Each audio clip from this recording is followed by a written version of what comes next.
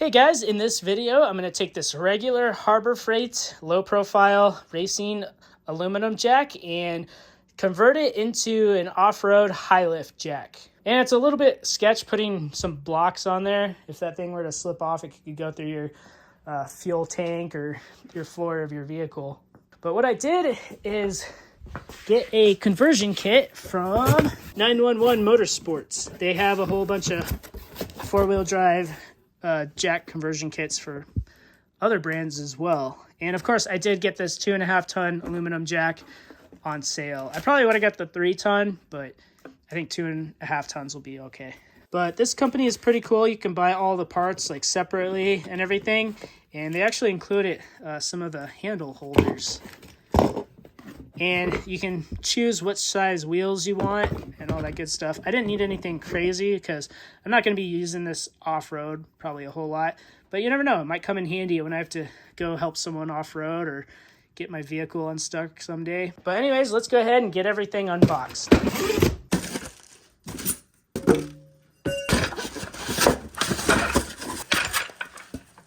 Yes, let's see here. No alterations shall be made to this product. Okay. Be sure to read and follow all of the instructions. But first, we're going to go ahead and install the saddle pin. And it's just a 10mm hex to pull the original saddle off.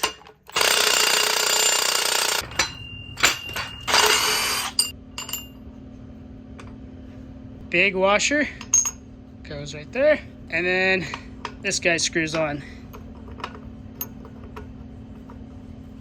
and it's a little bit of a tight fit, but the threads are lined up. It's kind of nice, so it's not going to just loosen up all of a sudden. And then you use a screwdriver through the hole to just snug it up, make sure it's tight. All right, there we go. And this is where the saddle goes. And it comes with 2 extensions. So if you don't need that much height, it's got the smaller extension. Then you got the longer extension. For the front wheels, I got a 19mm socket. Pull that guy off. And there was an included bag with these 2 adapters and 2 black washers. Stick one of the washers on, throw a little bit of blue Loctite on the threads there, and thread this guy on. And we torque it down to 35 foot-pounds, and it's an 8mm hex.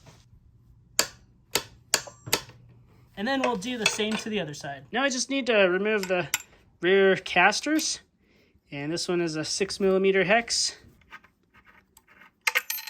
Pull that off. Probably need the little lock washer. And then there's 2 more right here. These are 5mm.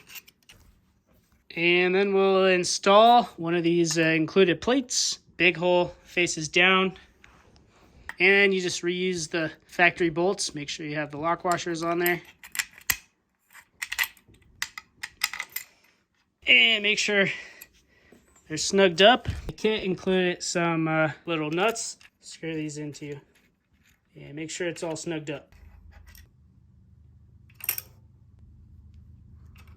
Okay, we got the other side caster off. And before we install the other bracket, we have to install the axle because it bottoms out.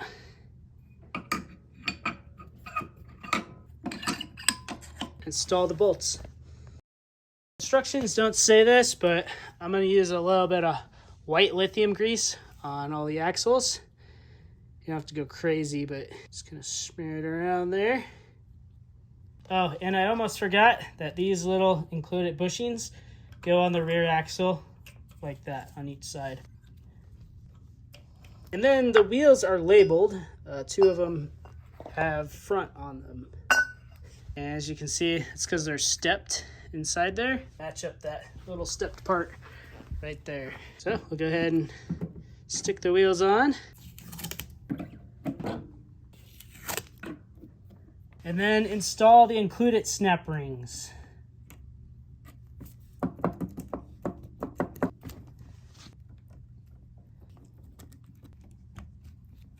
And we just attach the extension holders like this. Next, we need to install the skid plate, and we're going to remove these bolts right here.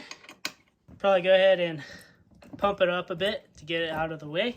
And then we remove these screws, and we stick the skid plate on. And I'm just going to do one side at a time. Thread in the bigger included screws.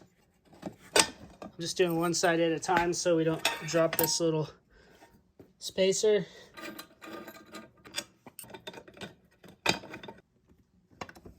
And I should have done this before installing the wheels, but we got to drill 2 holes.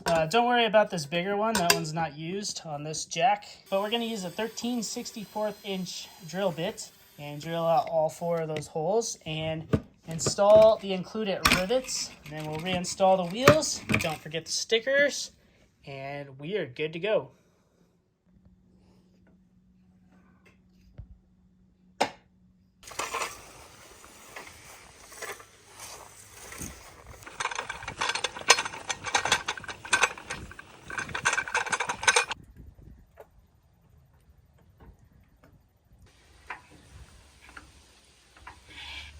So yeah, guys, you can actually lift this off the ground.